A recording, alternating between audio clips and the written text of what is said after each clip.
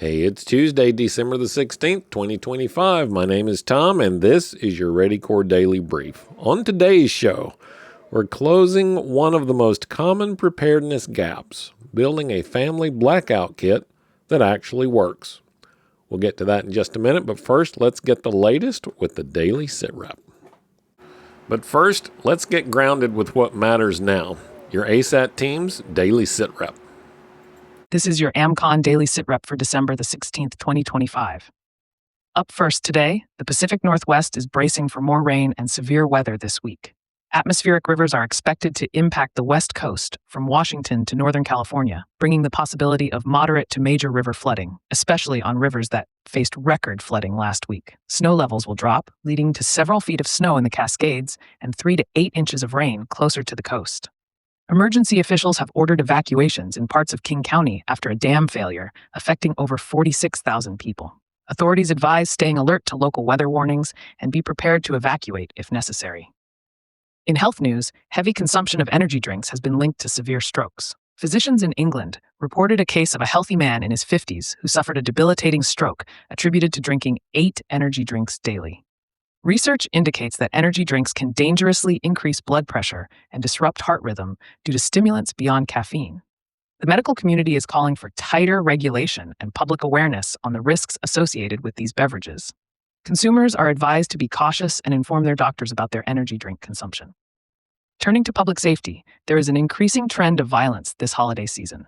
Experts emphasize the importance of choosing preparedness over paranoia. Being prepared means taking practical and calm steps, such as having first aid supplies, food, and plans in place to manage potential risks, rather than succumbing to irrational fear. Community connections and resilient leadership in neighborhoods are key to effective preparedness and safety. Everyone is encouraged to develop resilience skills and foster strong, trusted relationships within their communities. In other news, the U.S. Food and Drug Administration has issued warning letters to major retailers, Walmart, Target, Kroger, and Albertsons, for failing to promptly remove recalled ByHeart Whole Nutrition infant formula. The contaminated formula has been linked to a botulism outbreak that has affected over 50 infants across 19 states. The retailers have 15 working days to provide evidence of corrective actions or risk legal consequences, including product seizures. Parents are urged to check and avoid the recalled product to protect their infants. Also, there's ongoing protest activity and potential civil unrest around the country, with various groups planning demonstrations. Situational awareness is crucial for those attending public events. Be mindful of your surroundings, know your exits, and report any suspicious activity to authorities or the RESAT team through regional communication channels. Enjoy the holiday festivities while maintaining safety and vigilance. Now for the weather summary.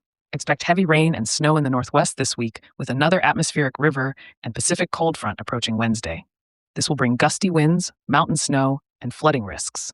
Above-average temperatures continue across the west and central U.S., while Arctic air retreats in the east midweek. Heavy lake effect snow persists east of Lake Ontario under a lake effect snow warning. Please stay alert for local weather updates and advisories, especially if you are in the Pacific Northwest region. That wraps up today's Sit Rep.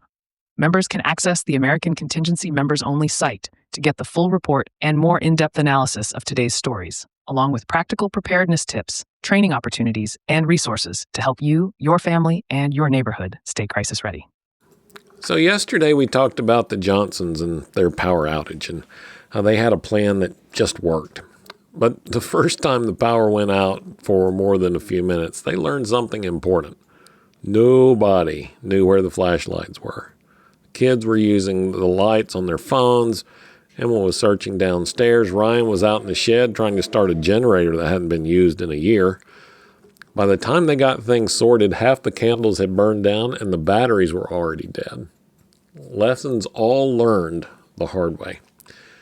The next weekend, they built a blackout kit together. It took less than an hour, and now they know exactly what to grab when the lights go out. You know, power outages are one of the most common emergencies we'll face. So building a blackout kit is a simple and practical project you can do as a family. And it's a perfect way to turn a gap into a win. So let's start with just the basics. First, grab a plastic tote or a backpack. This will be the container for your blackout kit. I like totes because it gives you some space for extras, but choose whatever works best for you and your family. Now let's look at what goes in it. Let's start with lights. Flashlights, headlamps, candles, and lighters, and extra batteries. Make sure you have the right batteries for the right flashlights, and you have to rotate these, but we'll get to that later this week. Some light source, and at least one, maybe two, for every member of the family. So power is the next big one. It's a backup charger, a power bank for your phone or essential devices, maybe one of those hand crank things. Man, those are a workout. But it does give you the ability to keep the communication devices, especially charged. So have one in there.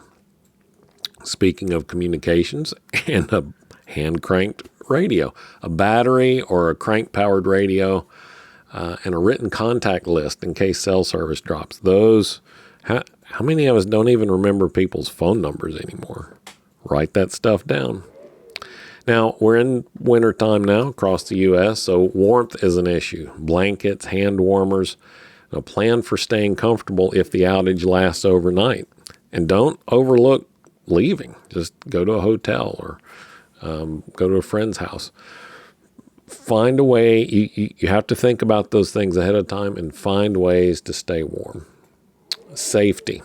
Small first aid kit, matches or a lighter, medications that you might need, and some cash, especially if you need to go to the hotel. This is one of those things that a lot of people don't think about, but in a power outage, the city services, infrastructure services are going to be strained responding to all kinds of calls. So be prepared to take care of things yourself, at least for a while. And then some extras, maybe a board game, some books, or deck of cards. This is a great thing to let everybody bring one thing or bring something that they want to include in the kit.